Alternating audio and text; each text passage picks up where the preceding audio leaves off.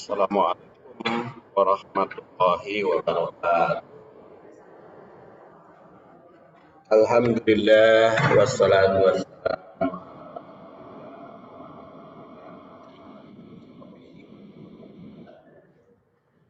ibu rahimahullah yang kita tadabbur surah Al-Ahqaf ayat 15 merupakan bagian yang keempat, yaitu takwil dan tatbik ayat. Ini tafsirnya dianggap selesai pertemuan yang lalu. Sekarang takwil dan tatbik ayat, dan tatbiknya itu pada dua bagian, yaitu pada tanggung jawab orang tua terhadap anak dan tanggung jawab anak terhadap orang tua. Tapi karena pertemuan kali ini hanya sampai 14.40, cuma 40 menit kita kajian kita karena dasarnya lebih awal. Jadi satu bagian yaitu tanggung jawab orang tua terhadap anak dan tanggung jawab anak terhadap orang tuanya akan bulan depan. Ayatnya a'udzubillahi minasyaitonir rajim wa wasayyidu walidayhi amalat ummu kurhan wa wada'at kurha wa hamluhu wa fisaluhu salasuna syahra hatta idza balagha asyuddah wa balagha arba'ina sana qala rabbi auzi'ni an ashkura ni'mataka allati an'amta alayya wa ala walidayya wa an a'mal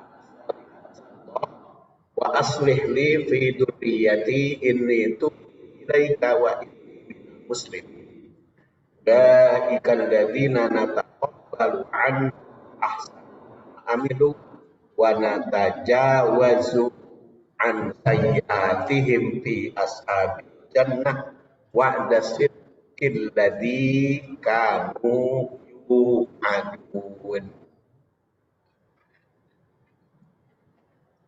Takwilnya surat Al-Ahqaf ayat 15 memerintahkan agar setiap muslim berbuat baik kepada orang tua, yaitu dengan ihsan.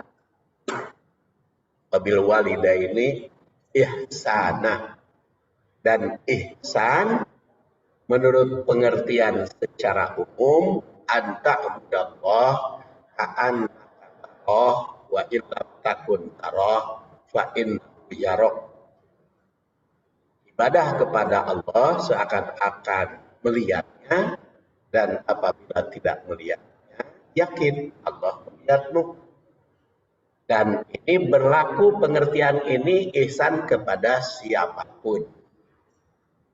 Ihsan kepada orang tua. Berbuat baiklah kepada orang tua seakan-akan melihatnya.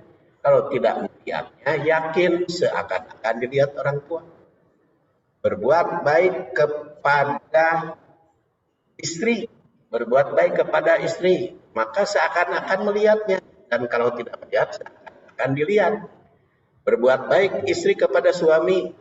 Berbuat baik pada suami, walaupun tidak melihatnya. Karena merasa dilihat. Ihsan, pengertian ihsan secara umum. Kemudian dalam ayat ini juga bersyukur, karena di situ ada doa aniskurli atau an askuro ni'matakallati an'amta alayya wa ala walidayya, baik kepada Allah maupun kepada orang tua. Kemudian bertaubat karena tabat dari segala dosa, serta tetap menjalankan syariah Allah at-amal sholih. Sedangkan ayat 16 merupakan jaminan dari Allah yang menjalankan syariah, bahwa mereka bakal meraih kebahagiaan sempurna, baik dunia maupun di akhirat. Bahkan kesalahan-kesalahannya dihapus oleh Allah, dilewati, dijawaz. Itu takwil pertama. Takwil kedua ayat ini mengandung nilai pendidikan, baik dalam mewujudkan keluarga bahagia maupun tentang tanggung jawab orang tua terhadap anak, serta tanggung jawab anak terhadap orang tua. Jika anak dan orang tua memenuhi hak dan tanggung jawabnya, maka keluarga bahagia akan terwujud. Jadi kalau orang tua memenuhi kewajibannya terhadap anak dan anak memenuhi kewajiban terhadap orang tua, maka bahagia dalam keluarga akan tercapai. Ketiga, anak mesti sadar atas jerih payah orang tua yang ibunya mulai mengandung dalam keadaan lelah. Malatu ummuhu kurhan, dan menyusui serta melahirkan. Wawadu'atu kurhan. Otomatis jasa ayah tidak terpisahkan dalam mengurus anak. Istrinya mengandung, melahirkan, dan menyusui. Keadaan demikian mesti tertanam di dalam anak. Jadi terbawa kemanapun. Walaupun ibu-ibu sudah jadi orang tua, tapi kan ibu juga sebagai anak bagi orang tua. Jadi sebagai orang tua teh kepada anak. Tapi kalau kepada orang tua kita kan, kita anak. Jadi kalau kepada anak, kita orang tua. Tapi kalau kepada orang tua, kita anak.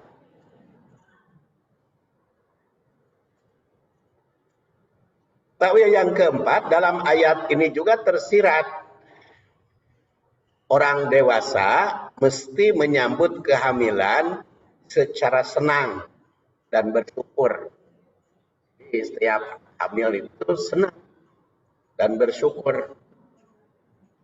Lupakan keur nyeri ngalahirkeun kelelahan. Iya. Ketika keluar olokna lupakan, tapi itu senang dan bahagia. Dua, jarak antara anak yang satu dengan anak yang lain 30 bulan. Karena hamluhu wa fisaluhu salasuna syahron.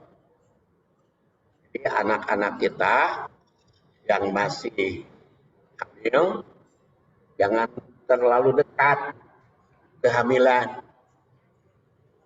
Ulah ngareneg teuing antara anak pertama dengan anak kedua teh. Jadi perlu dikasih jarak.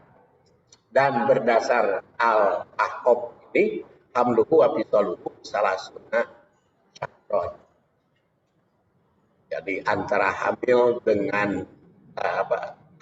dengan menyapih itu adalah 30 bulan. Jaraknya paling cepat 30 bulan. Kemudian kalau anak ibu yang perempuan nikah umur 25 tahun, berarti kan punya kesempatan hamil selama 10 tahun. Karena terakhir 35 menurut kesehatan sekarang. Jadi 10 tahun. 10 tahun itu 120 bulan dibagi 30. Jadi lamun nikah umur 25, anaknya obat 120 dibagi 30. Kalau anak ibu nikahnya umur 30 tahun, berarti 5 kali 12, 60 dibagi 2, dibagi 30, 2. Itu adalah program. Yang program menurut takwil ayat, ya. Takwil. Karena tafsirnya sudah kita bahas. Takwil ayat. Kemudian yang keempat, membimbing anaknya menghadapi masa depan. Jawab orang tua itu membimbing anak masa depan. Antara lain masa depan anak itu kalau sudah usia nikah, lepas ekonominya dari orang tua.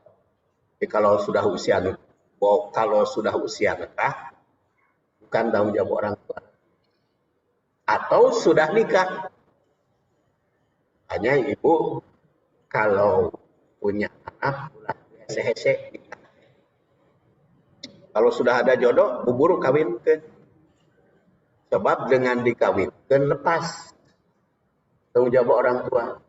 Selama belum kawin kan masih kena ayah tanggung jawab orang tua ngabimbing. Kalau sudah nikah kan lepas jadi tanggung jawab suaminya kalau perempuan.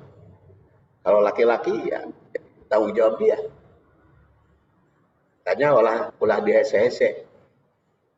Nanti hadisnya. Ini masih takwil ya, belum tatbik atau penerapannya.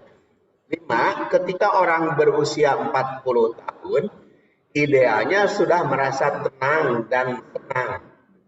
Hingga bersyukur atas keberhasilan. Anak itu kalau sudah 40 tahun, sudah mantap. Sudah dewasa. Jasmani, rohani maupun ekonomi. Maka akan bertanggung jawab baik kepada anaknya, istrinya, maupun kepada orang tuanya. 6. Sebagai anak merasa bahagia atas nikmat yang dianugerahkan Allah kepada dirinya maupun pada orang tua. Kalau sudah berusia 40 tahun, bahagia anak itu.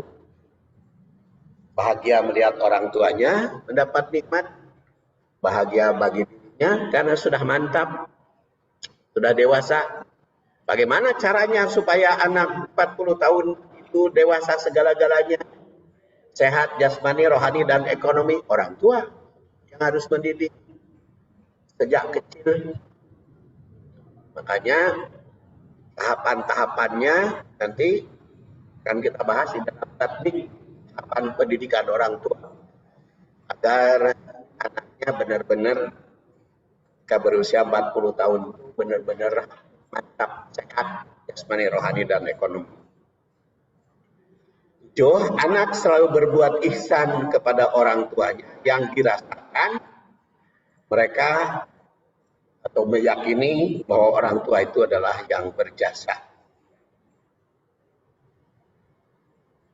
5. Idealnya jarak kelahiran dan kehamilan tadi selama 2 tahun ya menyusuinya, tapi kalau minimal 30 bulan. Kemudian 6. Perwujudan generasi yang baik mesti diawali dari keluarga. Kalau kita ingin generasi yang baik, maka berawal dari keluarga. Makanya kalau Ki Hajar Dewantoro, pendidikan di Indonesia, bahwa pendidikan itu ada 3, pendidikan formal, pendidikan non formal, dan informal. Maka bagi Islam justru pendidikan yang utama itu orang tua. Karena kalau ke sekolah, ke pesantren itu sebetulnya dalam rangka tanggung jawab orang tua mendidik. Maka ke sekolah itu adalah memberikan amanat agar misi yang diprogram oleh orang tua itu dididikkan oleh pesantren, oleh sekolah. Jadi bukan lepas ketika anak kita sekolah, ketika anak kita pesantren itu lepas tanggung jawab jadi antep. Sehingga ada istilah orang tua tidak tahu perkembangan anaknya sekolah, apalagi kalau di pesantren. Jadi itu sebetulnya yang paling utama adalah pendidikan orang tua di dalam rumah. Dan sejak masa bukan sudah dilahirkan, sejak masa konsepsi pendidikan. Kan ketika gaul suami istri saja sudah ingat kepada pendidikan anak. bahikan itu baik syaitan min marojatani. Ingat kepada pendidikan sudah dewasa. Kemudian 7, usia 40 tahun berdoa kepada Allah agar menjadi manusia yang bersyukur kepada Allah dan berterima kasih kepada orang tua. Karena ketika usia 40 tahun itu doanya auzi'ni an ashkura ni'mataka allati an'amta alayya. Jadi kalau dikatakan an'amta alayya berarti sudah mendapatkan nikmat. Ya berusia 40 tahun. Wa ala walidayya, dan kepada orang tua berarti sudah yakin orang tuanya memberikan jasa kepada anak dan dia juga memprogramkan untuk balas jasa. Kemudian yang ke-8, taubat itu selalu dilakukan setiap mukmin karena di dalam ayatnya ditandaskan yaitu wa ala walidayya ulaika alladziina nataqabbalu anhum ahsana ma amilu.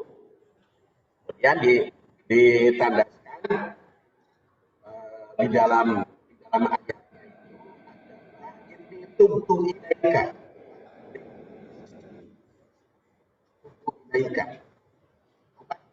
terus. Kemudian 9, tekad sebagai muslim pasrah kepada seluruh aturan Islam diprogramkan, karena di situ dikatakan ini minal muslim, artinya aku adalah orang muslim.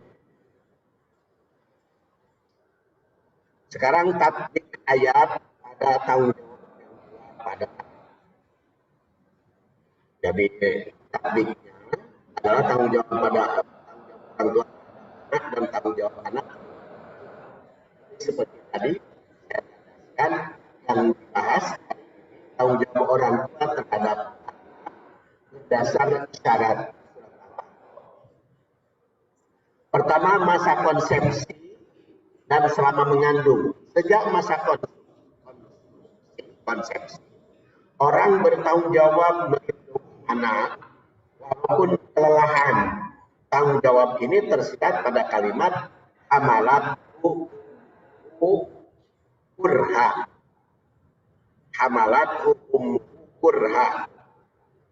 Mengandung, ibunya mengandung dalam keadaan payah, dalam keadaan kurang senang ketika mengandung. Kurang senangnya kumaha?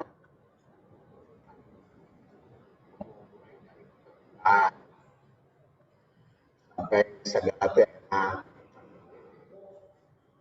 ya, tiram, hamil semakin besar semakin berat, karakter awal,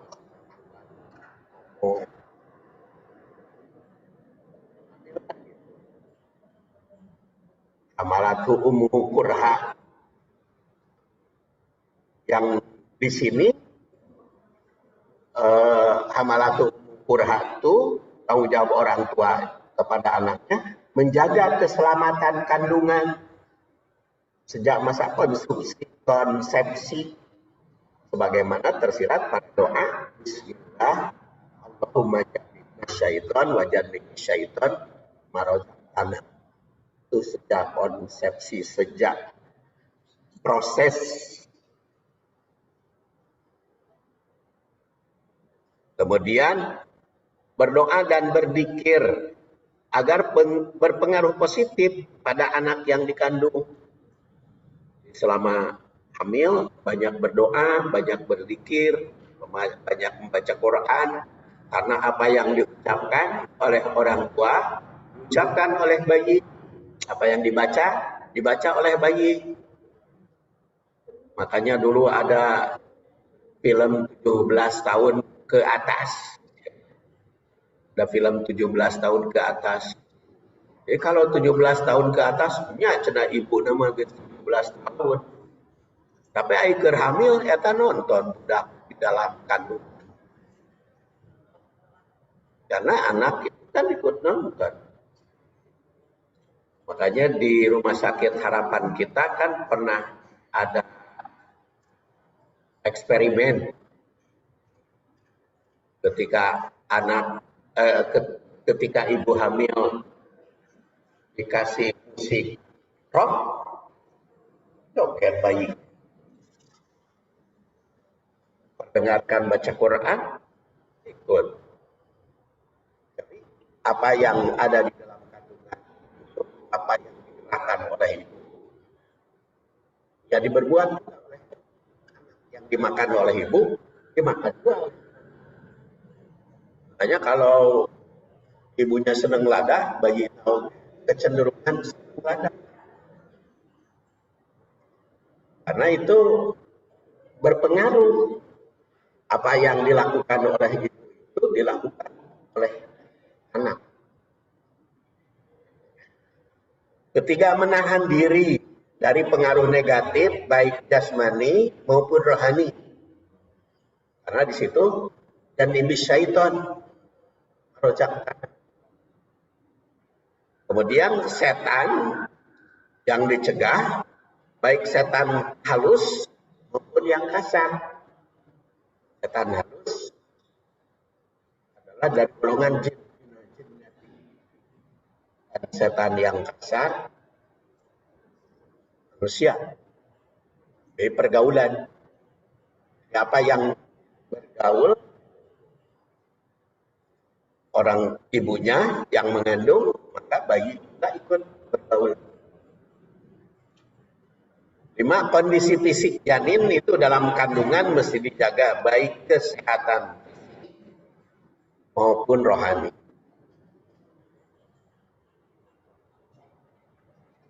Kemudian ketika bayi dilahirkan, tadi mah sejak konsepsi sampai dikandung, sekarang ketika bayi dilahirkan,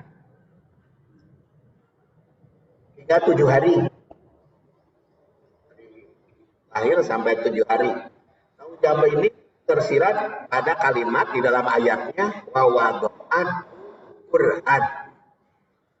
Ayatnya wawadoat Quran.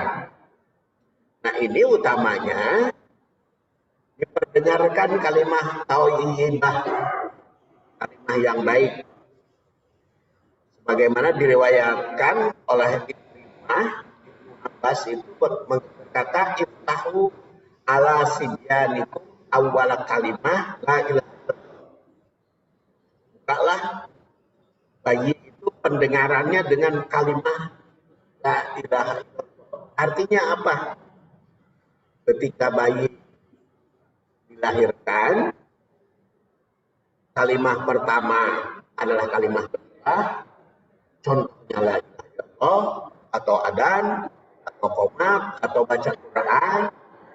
Ketika bayi yang dilahirkan itu istahu ala sibyanikum awal kalimah, tapi tentu saja bukan kalimah beribadah, karena di sini awal kalimah la ilaha illallah, kalimah tauhid, bukan hanya ucapan ritual, tapi ucapan sehari-hari. Jadi lamun terboga bayi mah merek pasea itu apa jauhan heula bayi. Tong pasea hareupeun bayi. Ya karena itu pengaruh. Bayi itu kan melihat. Kan di dalam Al-Quran wallahu akhrajakum min butuni ummahatikum la ta'lamun syai'a, tidak mengetahui apa-apa ketika dilahirkan, tetapi itu wajah sam'a wal absar wal afidah. Jadi begitu dilahirkan itu diberi pendengaran. Jadi apa yang diucapkan oleh orang tua bayi pendengaran, makanya bahasa kan untuk dilatih jadi bisa ngomong. Budak kan ibu nanti ngadidik ngomong kan ke budak, tapi apa yang diucapkan bahasa nanti kan urutan ibu. Sok kunaon ari di Inggris budak leutik geus pinter bahasa Inggris.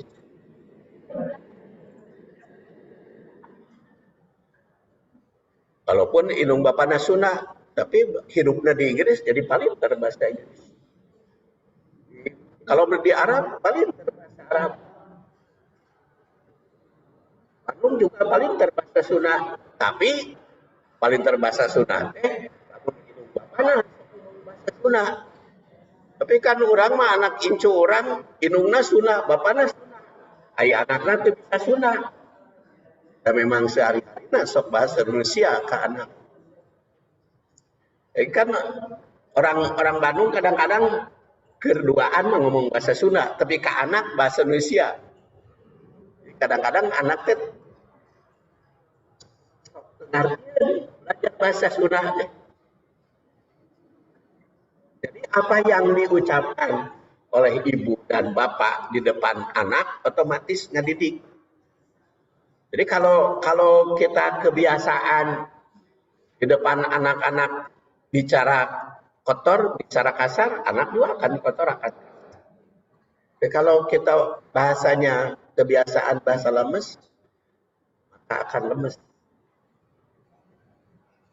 Kunaon orang Cianjur bahasa-bahasana lemes karena orang tuanya. Jadi itu berpengaruh, makanya kalimah thayyibah bagi bayi.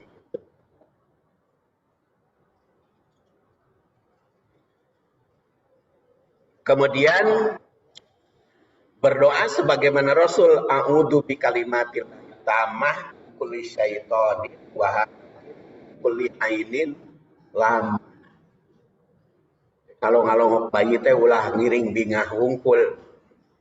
Tapi doakan a'udzu bikalimatillah tammah min kulli syaitonin wa hamatin wa min kulli ainin.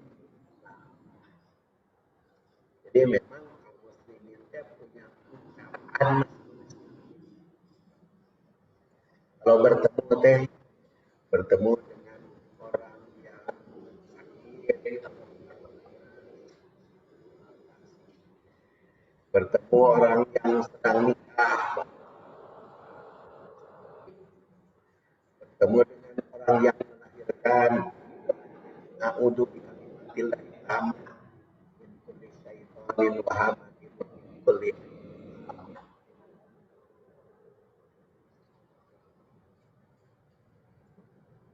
Itu doa. Yang doa tersebut itu mengandung program. Tentu saja di dalam doa itu mengandung program, yaitu program melindungi bayi dari berbagai gangguan dan dengan kalimat Allah, kalimat tammah.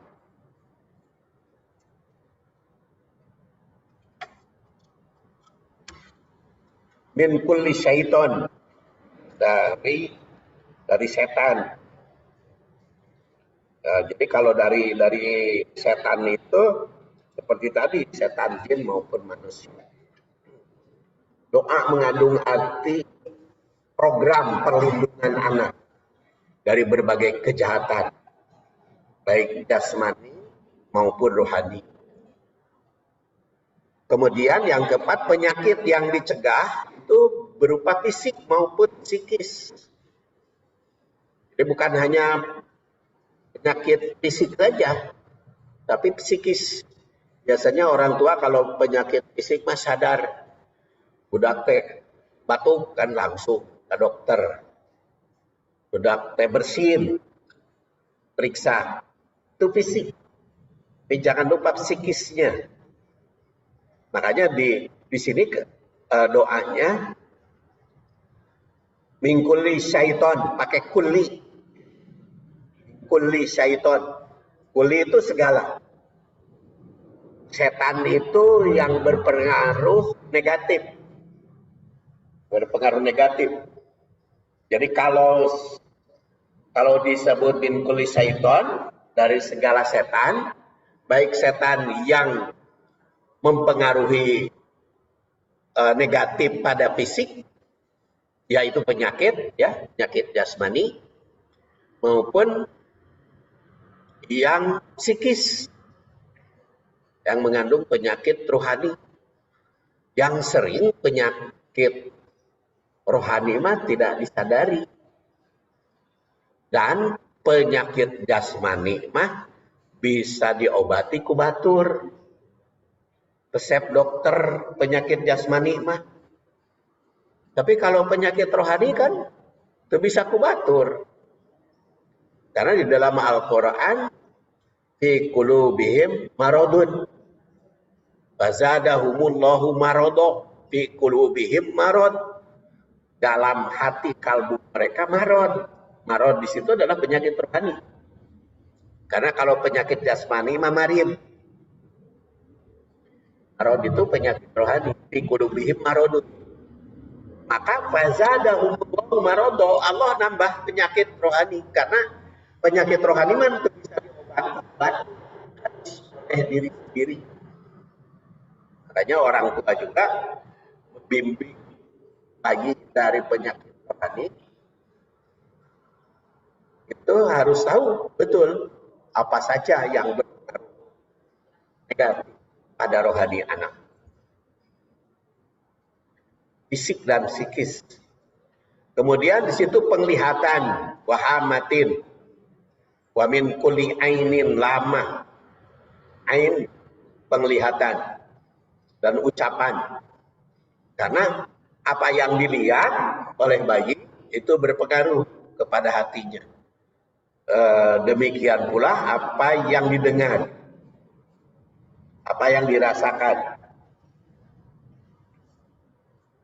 Kemudian keenam, ketika usia 7 hari, sampai usia 7 hari, maka orang tua bertanggung jawab sebagaimana diriwayatkan oleh Samurah bin Jundub, wafat 58 ya, kullu gulamin rohidun bi aqiqatihi tudbahu anhu yauma sabihi wa yuhlaq ra'suhu wa yusamma. Setiap yang dilahirkan, bayi yang dilahirkan itu terganti dengan yang disembelih ketika berusia 7 hari. Dicukuri, digunduli rambutnya dan diberi nama. Dan diriwayatkan dari Ali bin Abi Thalib, aqqa Rasulullah sallallahu alaihi wasallam al-Hasan bisyatin wa qala ya Fatimah ahliki ra'sahu fatasaddaqi bizinati sya'ri siddah qala fawazanat fakana waz dirhaman au ba'da dirhamin. Rasul berakekah tentang Hasan dengan kambing dan beliau bersabda, ya Fatimah, wahai Fatimah, cukuri kepalanya bulan, watasoddaki dan sedekahkan setimbang rambut, timbang dengan perak atau emas, dan setimbangan rambut itu sedekahkan. Dari kedua hadis ini tersurat tanggung jawab orang tua ketika anak berusia 7 hari. Pertama, memberi nama. Kedua, menyembelih akikah. Ketiga, mencukur gundul rambut bayi. Kemudian keempat, melumuri kepala bayi dengan minyak wangi. Kalau dulu di zaman jahiliyah mah apabila bayi dilahirkan usia 7 hari teh mencit akikah, mengunduli rambut, rambut nanti dibalur ku darah akikah. Dan oleh Rasul itu diubah. Jadi kalau bayi digunduli, rambutnya bukan dicukur ya, digunduli. Yuhlaku teh beda. Beda yuksoru dengan yuhlaku. Yuksoru mah dicukur, gunting. Yuhlaku mah digundulan. Jadi rambut bayi teh kudu digundul. Tidak boleh nang, bukan digunting. Dan rambut yang sudah digunting ditimbang, kemudian kepala yang gundul dilumuri minyak wangi. Jadi itu pengganti zaman jahiliyah, dilumuri darah. Itu diganti dengan minyak wangi. Melumuri kepala dengan minyak wangi. Dan bersedekah setimbang rambut. Itu ketika 7 hari. Dan ini dalam rangka mempersiapkan generasi penerus yang lebih baik. Jadi usaha nama harus satekah pola sesuai dengan ajaran Rasul Shallallahu Alaihi Wasallam dipenuhi. Jadi jangan jangan menyerahkan kepada takdir hari usaha. Karena kul qadarullah katakan olehmu takdir itu kalau sudah terjadi. Kalau belum terjadi harus usaha. Ya, harus usaha dulu. Nah, mengatakan ini Allah tidak asobatu syai'un apabila sudah terjadi. Ini dalam segala hal itu. Urusan penyakit, dalam urusan ekonomi. Dalam urusan ekonomi juga hari belum terjadi mau satekah pola. Berusaha sebaik mungkin. Tapi kalau ternyata gagal, ternyata baru takdir Allah. Aiker usama udah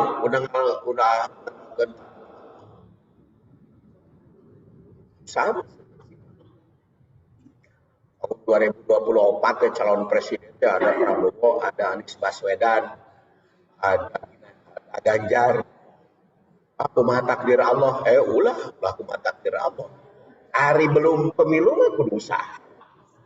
Tapi ini yang terbaik, yang baik-baik itu.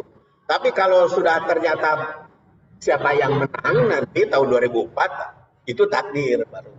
Jadi kalau belum pemilu berusaha sekuat tenaga, kampanye sebaik mungkin. Tapi lumayan calonan di luar negeri. Tapi kan di antara Muslim juga kan ada yang Muslim yang baik, ada yang pokoknya kita lihat aja dari kesehariannya Islam yang baik itu kita harus usahakan. Tapi kalau ternyata menang tidak sesuai dengan kehendak kita, ya ucapkan takdir Allah. Hari ayeuna mah ulah kumaha takdir Allah, harus usaha. Di dalam penyakit juga begitu. Jadi usaha mah satekah pola sebaiknya. Tapi kalau sudah dijaga makanan, kehidupan, segala macam, ternyata sakit keneh, nah itu baru kan kalau sudah terjadi. Kalau belum terjadi mah kita usahakan sebaik makanannya dijaga, dijaga. Jadi qadarullah kul qadarullah itu tidak asobatu syai'un apabila sudah terjadi. Kemudian ketiga, masa persusuan. Ini kalimatnya wa hamluhu wa fisaluhu salasuna syahran. Hamil dan menyusui 30 bulan. Dan ini tersurat dalam surat Al-Baqarah 233. Wal walidat yurdi'na auladahunna haulaini kamilaini liman arada ajra wa 'alal mauludi lahu rizquhunna wa kiswatuhunna bil ma'ruf la tukallafu nafsun illa wus'aha la tudar walidah bi waladiha wala mauludun bi waladi wa 'alal waris limisudalik fa in arada fi salat antaradin huma wa tasawurin alaihima wa in aradtum an tastardi'u auladakum fala junaha 'alaikum idza sallamtum ma ataitum bil ma'ruf wattaqullaha wa'lamu annallaha bima ta'maluna basir. berdasar ayat ini, gariskan ibu menyusui sampai 2 tahun. Kemudian jangan berkesulitan. Orang tua tidak boleh berkesulitan oleh anak, anak tidak boleh berkesulitan oleh orang tua. Tapi harus meringankan di dalam ayat itu. Surat Al-Baqarah 233. Tafsirannya encan. Kemudian kasih sayang orang tua kepada anak di masa kecil itu terkait. Makanya di sini ketika kecil, karena doanya Rabbirhamhuma kama rabbayani shaghira. Rabbirhamhuma kama rabbayani shaghira. Kama rabbayani shaghira itu pertama mengandung arti didikan kepada orang tua agar ketika anak kecil harus berbuat baik, kemudian kepada anak agar balas jasa. Kemudian masa persusuan hingga usia 2 tahun, sejak 2 tahun hingga dewasa, jangan dipisahkan kasih sayang ibu dengan anak. Karena hatta idza balagha asyuddah di situ sampai dewasa.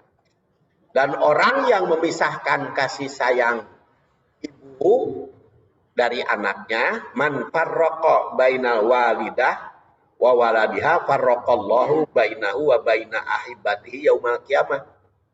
Barang siapa yang memisahkan kasih sayang orang tua terhadap anak atau anak dari orang tuanya, maka Allah akan memisahkan orang yang memisahkan itu dengan kekasihnya dari kiamat.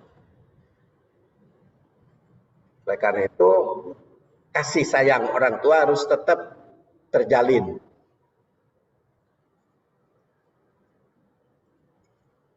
Kemudian ketika umur 7 tahun, muru auladakum bisolah. Ketika umur 7 tahun, didik untuk sholat. Wafariku bainahum fil madoji ketika 10 tahun. Baru melepas pendidikan kepada kasih sayang kepada anak apabila sudah 10 tahun. Makanya seperti pernah saya soroti, dipesantrenkan itu apabila anak sudah berusia SMP. Jadi kalau masih SD harus berada di bawah asuhan. Kalau masih SD itu harus di bawah asuhan ibu. Jangan dilepas ke asrama, ke orang lain. Kemudian didik sampai dewasa, dan ini kalau sudah dewasa nikahkan. Karena Rasul bersabda, "Idza ja'akum man tardawna dinahu wa khuluquhu fa'ankihuhu illa taf'aluh takun fitnah." Apabila ada yang sudah melamar, baik agamanya, buru-buru nikahkan. Kalau tidak dinikahkan akan terjadi fitnah dan akan terjadi fasad, kerusakan. Sampai sahabat itu bertanya, "Kumaha ya Rasulullah, ari ekonomina?" Kata Rasul, pankihu sampai 3 kali. Kalau sudah baik akhlaknya, nikahkan. Kemudian yang kelima, sampai usia 40 tahun dididik. Dan apabila sudah 40 tahun, tanggung jawab anak terhadap orang tua. Insya Allah karena sudah hampir asar, kita tutup sampai di sini, bersambung pada bagian yang kelima. Subhanakallahumma wa bihamdik, asyhadu an la ilaha illa anta, astaghfiruka wa atubu ilaik. Assalamualaikum warahmatullahi wabarakatuh.